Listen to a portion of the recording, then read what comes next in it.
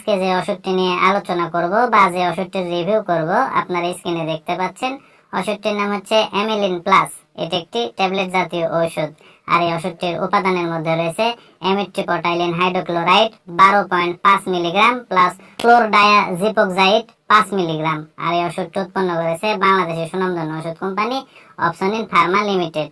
এখন আসুন যে অ্যামিলিন প্লাস এই ট্যাবলেটটির আসলে কার্যকারিতা কি, অর্থাৎ কোন কোন রোগের ক্ষেত্রে ওষুধটি নির্দেশিত সেটি নিয়ে আলোচনা করা যাক।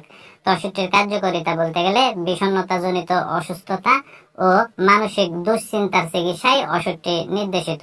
বিশেষ করে নিদ্রাহীনতা নিরাময়ে ওষুধটিকে ব্যবহার করা হয়, অর্থাৎ যাদের সঠিকভাবে ঘুম হয় না সেই রোগীদের ক্ষেত্রে ওষুধটিকে ব্যবহার করা হয়।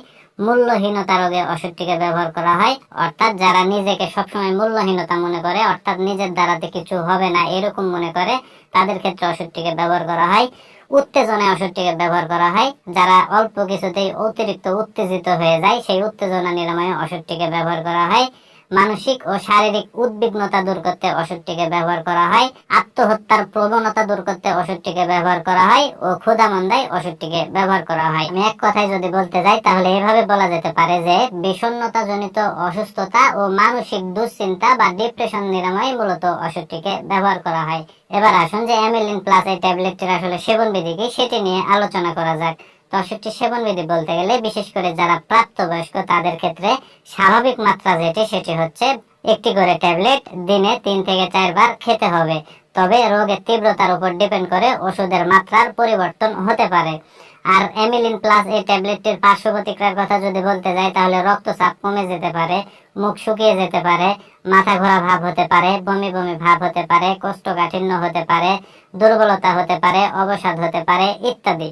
তো সাধারণত এগুলোই হচ্ছে ওষুধটির পার্শ্ব প্রতিক্রিয়া। আর বিশেষ করে যে সকল রোগীদের মৃগী রোগ, গ্লুকোমা, মূত্র প্রতিবন্ধকতা, বহুমূত্র রোগ আছে সেই সকল রোগীদের ক্ষেত্রে অ্যামিলিন প্লাস এই ট্যাবলেটটিকে অবশ্যই সতর্কতার সাথে সেবন করতে হবে। আর একটি বিষয় আপনাদের মনে রাখতে হবে, সেটি হচ্ছে অ্যামিলিন প্লাস এই ট্যাবলেটটি সেবন করার পরে গাড়ি বা ভারী কোনো মেশিন চালানো থেকে বিরত থাকতে হবে। আর যারা গর্ভবতী এবং স্তন্যদানকারী মায়েরা আছে সেই সকল মায়েদের ক্ষেত্রে অ্যামিলিন প্লাস এই ট্যাবলেটটি সেবন করা উচিত নয়, অর্থাৎ তারা এই ওষুধটিকে সেবন করতে পারবে না। আর অ্যামিলিন প্লাস এই ট্যাবলেটটি বাংলাদেশের যে কোনো ফার্মেসিতে বা ওষুধের দোকানে একটু খোঁজ খবর নিলে অতি সহজেই পাওয়া যাবে। বন্ধুরা, এই ভিডিও দেখে যদি আপনাদের এতটুকু ভালো লেগে থাকে তাহলে অবশ্যই ভিডিওতে একটি লাইক করে দিবেন। আর এই ইউটিউব চ্যানেলে যদি দেখে থাকেন তাহলে অবশ্যই চ্যানেলটি সাবস্ক্রাইব করে রাখবেন আরো নতুন নতুন বা গুরুত্বপূর্ণ কোনো ওষুধের রিভিউ পেতে। ধন্যবাদ সবাইকে।